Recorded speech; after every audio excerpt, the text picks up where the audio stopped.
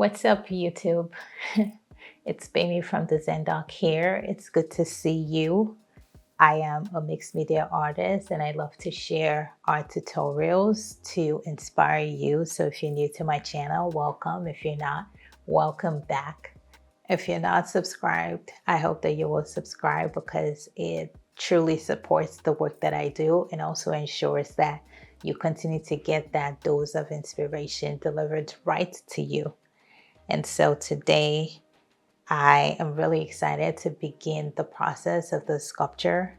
I have a piece of a wire mesh sheet, which is what we'll be using as the frame for the sculpture. So as a first step, what I will do is spend some time bending the sculpture and bending this wire mesh to my desired shape.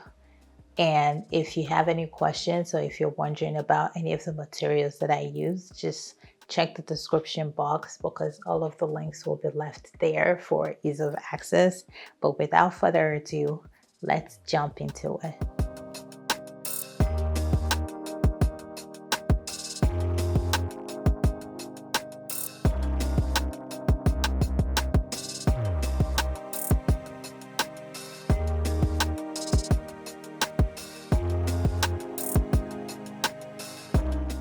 So this is the frame for the sculpture.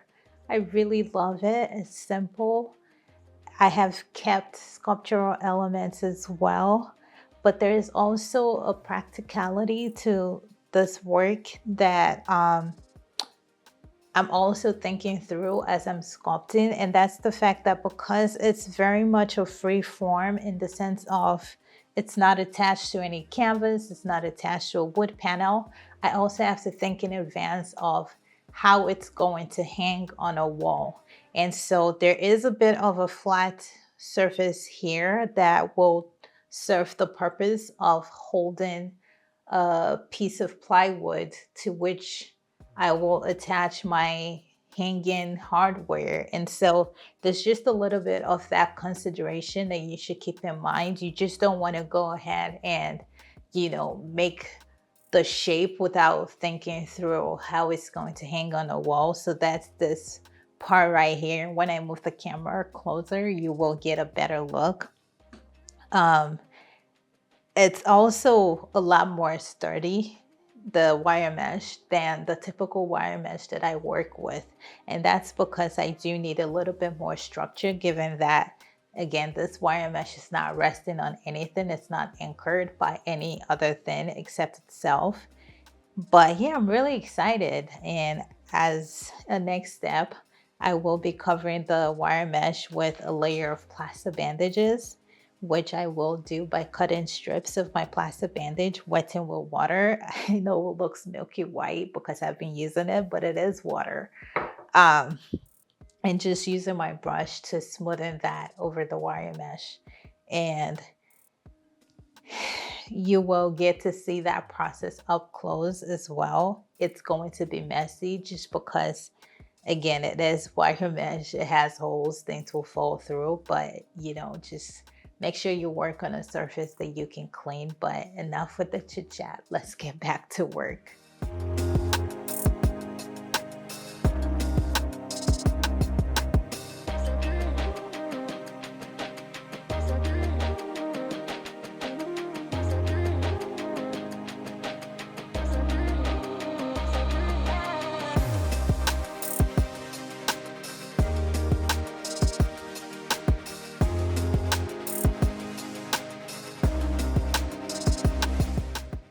Okay, so the wire mesh has been covered by a layer of plaster bandages, and this is what it currently looks like.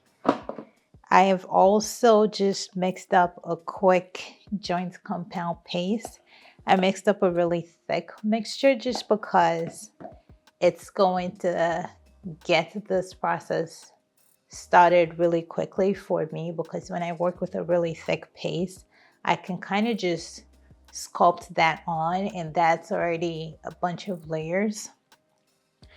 Point is, it will get the sculpture to a solid mass quicker, and that's what I'm looking for. And so as a next step, I'm going to be applying the paste onto the wire mesh. I'm going to film some of that. And once I'm done with the sculpting, I'm going to let it dry for a couple of days and build up layers over the next couple of days. I may not necessarily film that process. I'll probably share snippets here and there, but since it's repetitive, I won't be filming too much of it. But I just wanted to share that. So we're just going to get into it.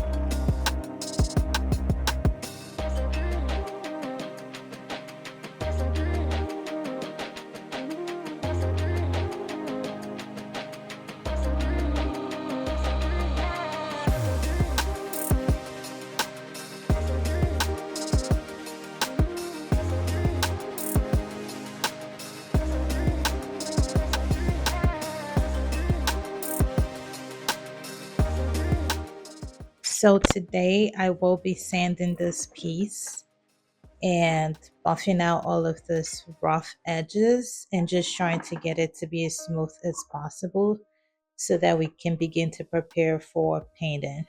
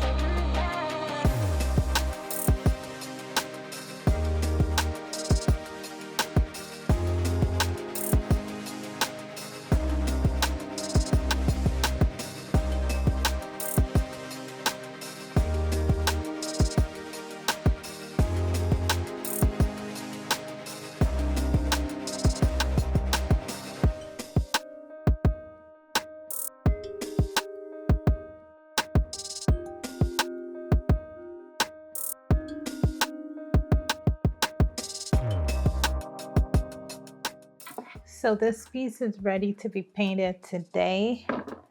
I primed it a couple of days ago, and so it's completely dry and ready to move on to the next step. I also took some time to prepare a small piece of plywood with a sawtooth hanger, which I will attach to it after it's been painted. And I'll share clips of how I did that with you as well before proceeding into the painting.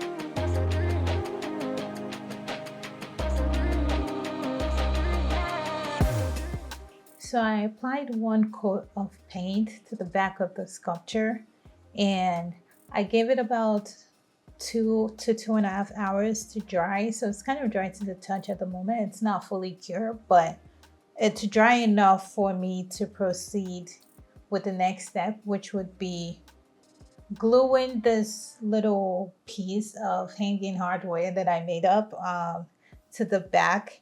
And then I'll flip it over and begin to paint the front. And the next time you see this piece will be the reveal when it's all completely done. In terms of the hanging hardware, I wanted something that would be really small and wouldn't really show and allow the freeform sculpture to stand on its own. You know, that little bit of intrigue as to how is this hanging. And so that's the idea behind that. It's not perfect, but the best I could come up with was just to cut off a really small piece of wood and attach to the back of the sculpture. So we're just going to proceed with that and see you at the review.